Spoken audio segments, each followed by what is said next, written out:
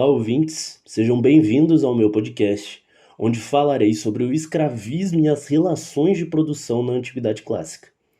Diferente da escravidão moderna, a escravidão antiga possui um estudo mais complexo, devido à falta de fontes dado o distanciamento temporal entre o nosso tempo e a Antiguidade, que, lembremos, é um período que tem como marcador de encerramento na historiografia tradicional o ano de 476, há mais de 1500 anos atrás. Assim, pretendo trazer como os debates historiográficos sobre a escravidão antiga se deram ao longo do tempo, e também informações sobre o funcionamento dessas sociedades.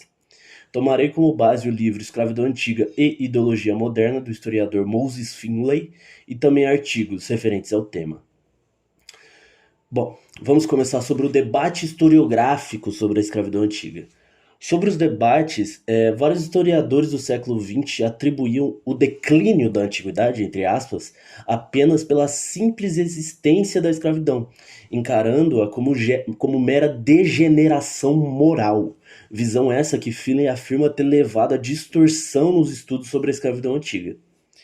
E Finlay prossegue colocando como escritores que ele chama de, entre aspas, economistas, não no termo formal da palavra, mas sim autores que, em especial, após meados do século XVIII, examinaram a riqueza do trabalho, a produção e que frequentemente utilizavam-se de uma dimensão ou perspectiva histórica.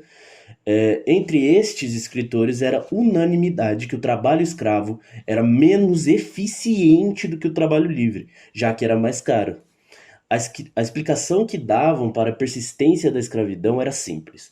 Para Benjamin Franklin, terra barata. Para John Miller, hábito e falta de visão econômica. E para Adam Smith, entre aspas, vontade de dominar. Todavia, mesmo entre os economistas, usando de texto desses autores, Finlay também observa a noção da escravidão enquanto desvio moral, essa noção mais tradicionalista da história. E para mostrar como esse pensamento era dominante, Finlay traz uma competição patrocinada pela Académie des Sciences Morales et Politiques, que propunha aos participantes duas perguntas. 1. Por quais causas foi abolida a escravidão antiga? E 2. A partir de que época houve apenas servidão na Europa Ocidental? Onde os candidatos deveriam escrever um livro sobre. Um dos candidatos derrotados atribuiu a abolição como a única razão: o lucro. Assim, não sendo merecedor nem mesmo de uma menção honrosa entre os vencedores do concurso. Abre aspas para o Moses Finlay, a resposta moral tinha, assim, o campo virtualmente todo para si. É só com o surgimento do marxismo que o estudo econômico da escravidão antiga passa a ser investigado, ganhando força a partir dos anos 1950. Onde chega à conclusão que o conceito de força de trabalho, enquanto mercadoria, só surge com o capitalismo, sendo na escravidão o próprio trabalhador a mercadoria em si. Para a historiografia tradicional, todos que não são claramente livres ou escravos são rotulados como servos. Para Finlay, a principal diferença entre o escravo e o servo é a retirada de direitos do escravo, fazendo assim, abre aspas, um não ser biologicamente humano, fecha aspas, sendo assim uma mera propriedade do seu senhor, mesmo com restrições no que se refere ao desfruto do escravo por parte do escravo.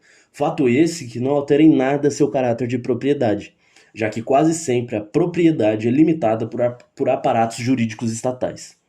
A falta de laços familiares era um dos motivos que propiciava o controle total do proprietário. Também o fato de, muitas das vezes, o escravo ser estrangeiro. Partindo para outro ponto do que quero abordar, o lugar do escravo e do livre. Não haviam empregos específicos para escravos, com exceção à mineração em geral e serviço doméstico prestado no lar de outras famílias que não a sua proprietária. Igualmente, não haviam empregos específicos para homens livres, com exceção da advocacia e da política, e normalmente do exército. Na prática, todas as outras ocupações eram compartilhadas por livres escravos, muitas vezes trabalhando lado a lado na mesma tarefa. Um exemplo de como os trabalhos para escravos, eram era como os médicos gregos, normalmente livres e respeitados, eram diferentes de médicos romanos, frequentemente escravos e sempre de baixa posição social.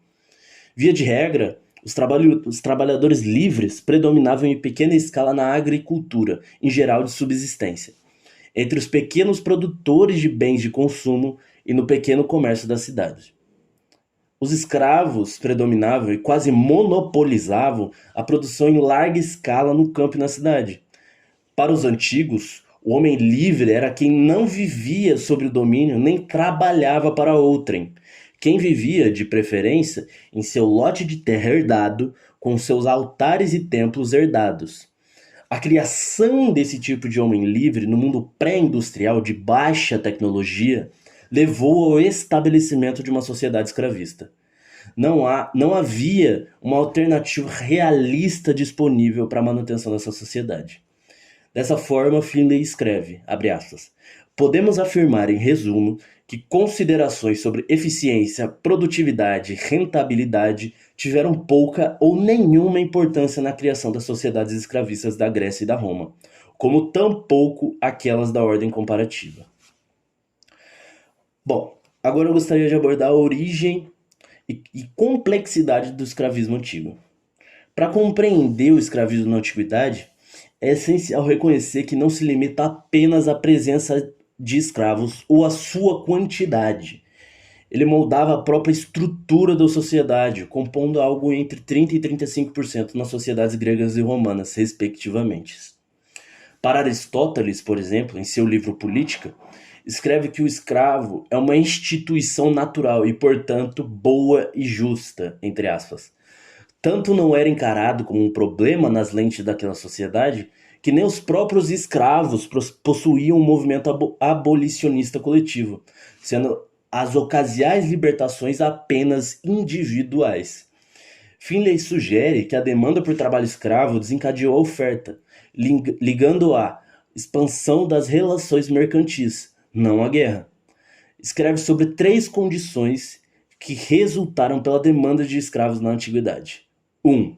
No mundo predominantemente agrário, é a propriedade privada da terra suficientemente concentrada em algumas mãos para que a força de trabalho permanente necessite de mão de obra extrafamiliar. 2. Um desenvolvimento suficiente dos bens de produção e mercado para venda. E lotas e outras formas de trabalho dependente podem, hipoteticamente, ser empregados em sociedades que não produzirem mercadorias, mas não escravos, que devem ser regularmente importados em grande quantidade e cujo preço precisa ser pago. 3. A terceira condição é negativa, a inexistência de mão de obra interna disponível, obrigando os agenciadores de trabalho a recorrer a estrangeiros. Todas as condições devem existir simultaneamente, como em Atenas e outras comunidades gregas do século IV a.C. e em Roma, pelo menos desde o século III a.C. Ao longo desse podcast, eu citei várias vezes Grécia e Roma, e eu gostaria de falar sobre as diferenças entre o modelo grego e romano. O escravismo nas sociedades grega e romana compartilhavam algumas semelhanças, mas também tinham diferenças significativas. Uma das diferenças mais notáveis reside na concentração de escravos. Roma tinha concentrações muito maiores de escravos em comparação com a Grécia. Isso se deve em parte à expansão territorial de Roma e à captura de muitos escravos em suas conquistas. Revoltas de escravos eram muito mais comuns em Roma do que na Grécia. Alguns exemplos notáveis incluem a revolta liderada por Espartaco e as revoltas na Sicília. A maior concentração de escravos em Roma proporcionava mais oportunidades para a resistência coletiva. Em Roma, havia a instituição do pecúlio, que permitia aos escravos economizar e acumular propriedade. Isso era raro na Grécia. O pecúlio concedia algum grau de autonomia financeira aos escravos. A prática de alforria, ou seja, conceder liberdade a um escravo, era muito mais comum em Roma do que na Grécia. Em Roma, libertos tinham a oportunidade de ascender socialmente e até mesmo se tornar cidadãos, o que era bem menos comum na Grécia. Em Roma, haviam distinções entre escravos urbanos e rurais. Os escravos urbanos, geralmente trabalhadores domésticos ou artesãos, tinham um tratamento relativamente melhor. Na Grécia, a maioria dos escravos estava envolvida na agricultura, e havia menos distinção entre escravos urbanos e rurais. Em Roma, os escravos eram frequentemente concentrados em setores como a mineração e nas manufaturas, sobretudo em grandes cidades. Na Grécia, a agricultura era o setor predominante e as propriedades rurais, em sua maioria, pequenas e médias. O que gerou a crise no escravismo antigo? Nesse sentido, eu vou citar Perry Anderson, que é um historiador marxista britânico, que também examinou as causas da crise no escravismo antigo em seu livro Passagens da Antiguidade ao Feudalismo. Embora suas análises tenham algumas diferenças em relação às de Moses Finlay, ele complementa bem o que o Finlay escreve no seu livro. Segundo Anderson, a crise do escravismo antigo teve suas raízes em fatores econômicos e sociais. Assim como Finlay, Perry Anderson argumenta que a crise foi parcialmente desencadeada pelo esgotamento da força de trabalho escrava. Isso ocorreu devido à diminuição nas conquistas militares e à incapacidade de manter o fornecimento de mão de obra cativa. A diminuição nas conquistas e expansões territoriais contribuiu significativamente para o esgotamento da força de trabalho escrava. À medida que as sociedades escravistas não conseguiam adquirir um número suficiente de novos escravos por meio da guerra, a demanda por trabalho escravo superou a oferta. Anderson argumenta que, diferente de outras sociedades escravistas, as antigas não tinham um sistema eficaz de escravização interna para atender a demanda por escravos. Isso agravou a crise. Para resolver o problema da escassez de escravos, muitas sociedades escravistas antigas, especialmente o Império Romano, começaram a adotar o sistema de colonato. Isso representou uma transição significativa na organização do trabalho, à medida que os camponeses livres trabalhavam nas terras dos latifundiários. Anderson argumenta que a crise do escravismo antigo também foi influenciada por pressões sociais e políticas, incluindo revoltas de escravos, tensões de classe entre proprietários de terra e camponeses, e conflitos internos dentro dessas sociedades escravistas. Perry Anderson relaciona diretamente a crise do escravismo com o declínio de Roma. Ele sugere que a crise no sistema escravista contribuiu para a queda do Império Romano, embora não tenha sido a única causa. Portanto, a análise de Perry Anderson enfatiza tanto os fatores econômicos, como o esgotamento da mão de obra escrava, quanto os fatores sociais e políticos na explicação da crise do escravismo antigo. Ele também destaca a importância das mudanças na organização do trabalho, como a transição para o sistema de colonato, como parte da resposta a essa crise. Em suma, o escravismo na antiguidade, nas sociedades gregas e romanas, era complexo e multifacetado. Seu surgimento e sua queda estavam interligados com a economia, a política e as estruturas sociais dessas civilizações. Hoje, temos uma visão mais clara do funcionamento dessas sociedades e do papel crítico que a escravidão desempenhou em sua história. Era isso. Obrigado por acompanhar esse episódio especial sobre o escravismo na antiguidade. Espero que tenha sido uma exposição interessante aos ouvintes. Um abraço e até mais.